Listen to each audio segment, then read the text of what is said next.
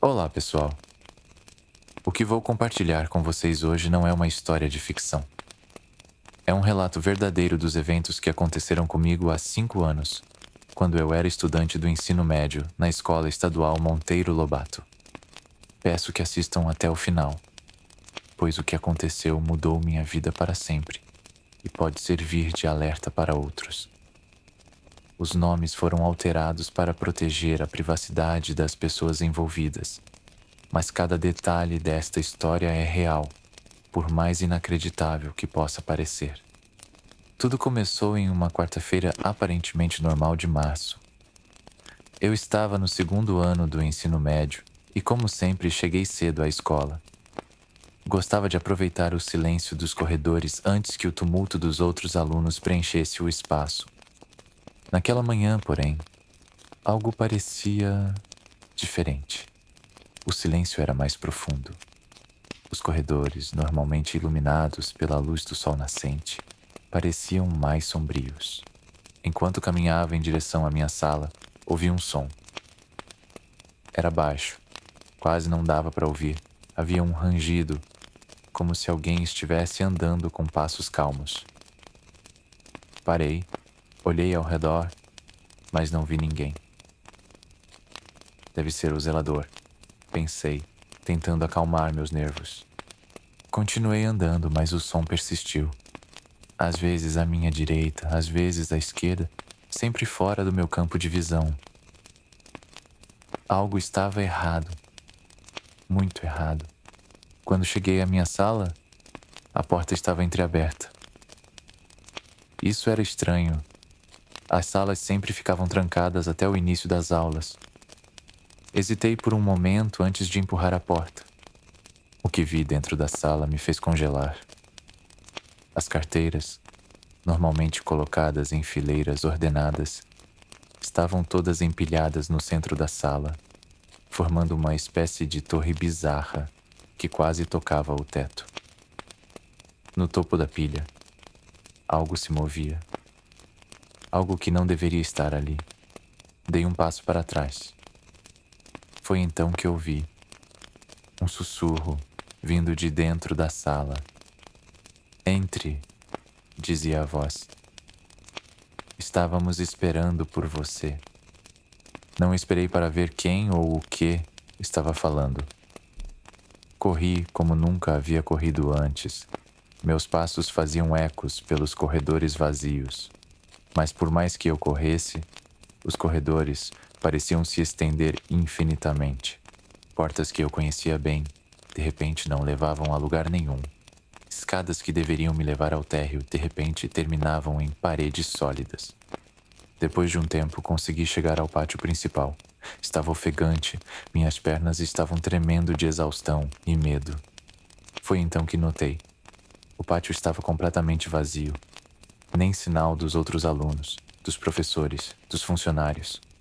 O relógio na parede marcava 7h45. A escola deveria estar cheia àquela hora. Peguei meu celular desesperado para ligar para alguém para pedir ajuda, mas não havia sinal.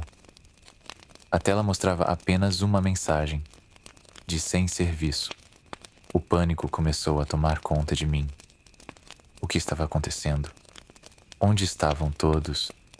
E o que era aquela coisa na sala de aula? Decidi tentar sair da escola. Corri para o portão principal, mas ele estava trancado. Não apenas trancado, parecia ter sido soldado, como se ninguém tivesse a intenção de abri-lo novamente.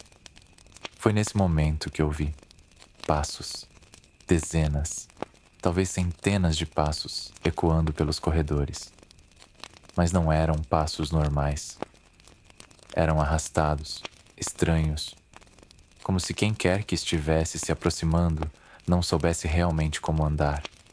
O som ficava mais alto a cada segundo. E então vi, saindo dos corredores, entrando no pátio.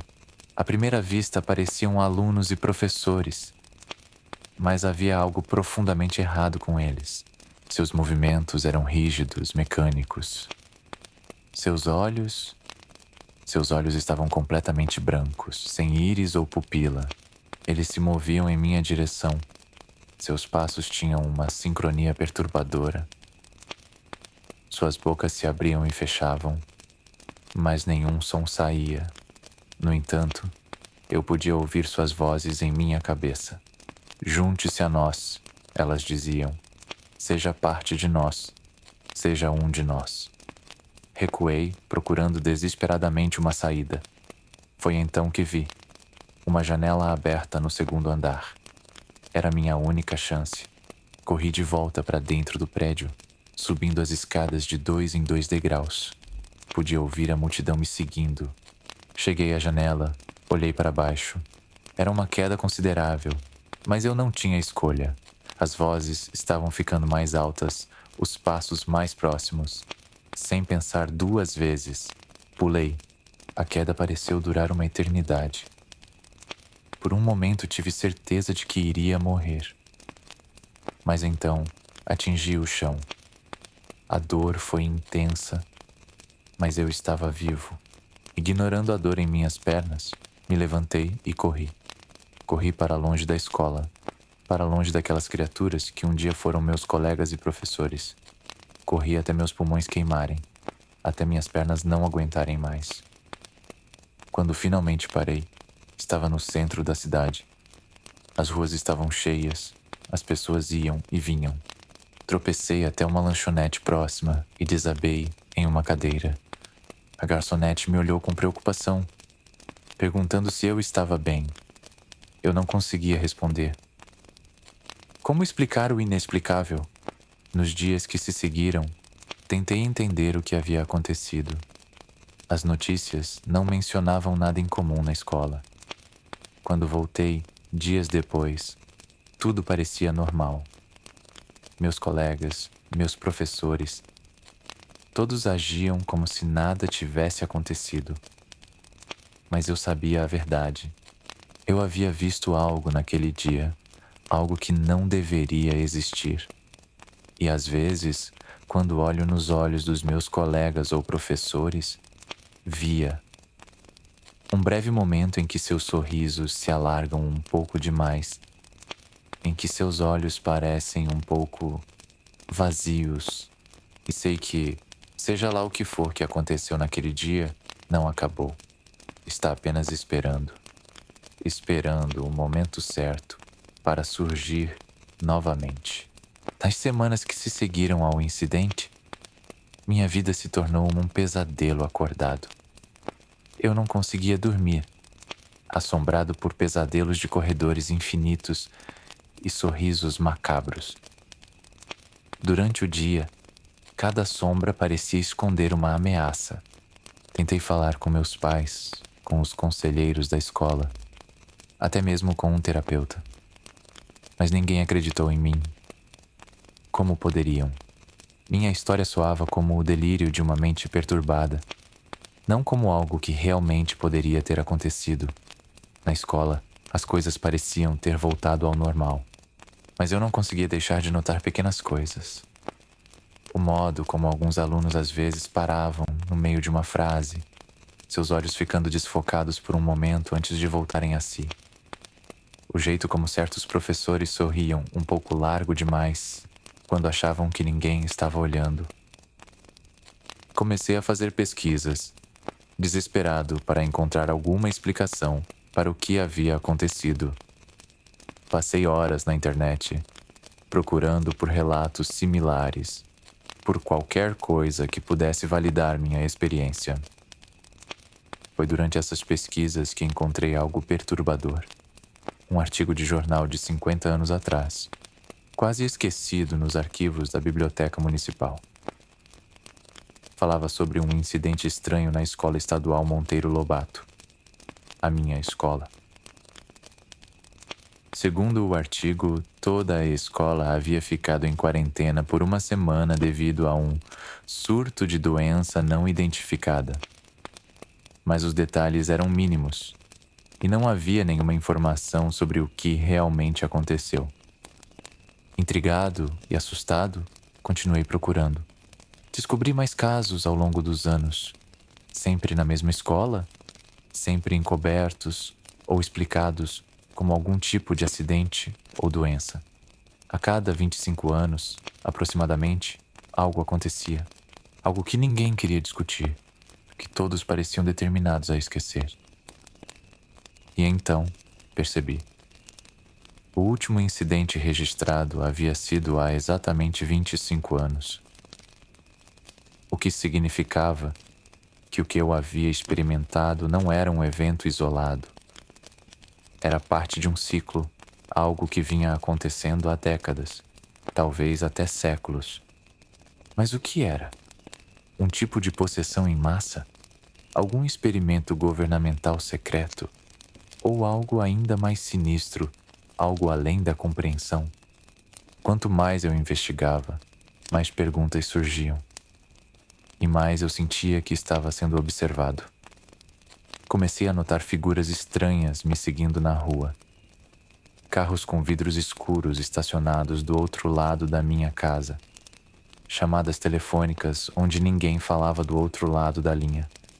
Meus pais começaram a se preocupar seriamente comigo. Eles achavam que eu estava desenvolvendo algum tipo de transtorno mental. Talvez esquizofrenia ou transtorno de estresse pós-traumático. Insistiram para que eu visitasse um psiquiatra que começou a me medicar com antipsicóticos. Mas eu sabia que não estava louco. O que eu havia visto era real. O que estava acontecendo era real. E eu estava determinado a descobrir a verdade. Não importava o custo. Foi então que conheci Sarah. Ela era nova na escola, tendo se transferido recentemente. Desde o primeiro dia, havia algo diferente nela. Ela parecia vigilante, como se estivesse constantemente em guarda contra alguma ameaça. Um dia, depois da aula, ela me abordou. "Você viu, não é?" Ela perguntou, seus olhos cheios de uma mistura de medo e esperança. "Você viu o que eles realmente são?" Naquele momento, senti um alívio imenso. Finalmente, alguém que acreditava em mim. Alguém que entendia. Sarah me contou sua história. Ela havia experimentado algo similar em sua antiga escola. Mas diferente de mim, ela não estava sozinha. Havia outros como nós, espalhados pelo país. Pessoas que haviam percebido a verdade por trás da realidade e estavam determinadas a expô-la. Juntos, começamos a investigar mais a fundo. Descobrimos padrões, conexões que não havíamos notado antes. A escola não era o único lugar afetado.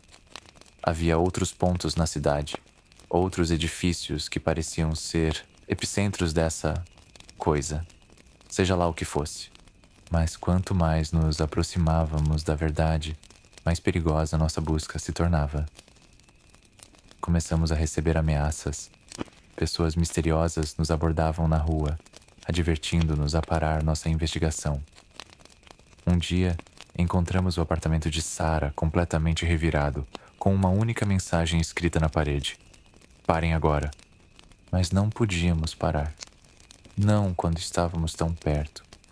Tínhamos que descobrir a verdade, não apenas por nós, mas por todos que haviam sido afetados ao longo dos anos. E então, há uma semana, Sarah desapareceu. É por isso que estou fazendo este vídeo, para contar nossa história, para alertar outros. Sei que pode parecer loucura. Sei que muitos de vocês não acreditarão. Mas para aqueles que viram, para aqueles que sabem, vocês não estão sozinhos. Algo está acontecendo em nossas escolas, em nossas cidades. Algo que desafia a explicação, que se esconde nas sombras de nossa realidade. E está crescendo. Não sei quanto tempo mais tenho. Desde o desaparecimento de Sarah, tenho sentido que eles estão se aproximando. Cada dia pode ser meu último em liberdade, meu último como eu mesmo. Se algo acontecer comigo, se eu simplesmente desaparecer, ou de repente começar a agir como se nada disso tivesse acontecido, saibam a verdade. Continuem investigando. Continuem procurando. Porque seja lá o que for que está por trás disso tudo, seja lá quem for que está controlando, eles têm medo de serem expostos. E isso significa que podemos detê-los. Para aqueles que assistiram até aqui, obrigado. Fiquem vigilantes. Observem as pessoas ao seu redor.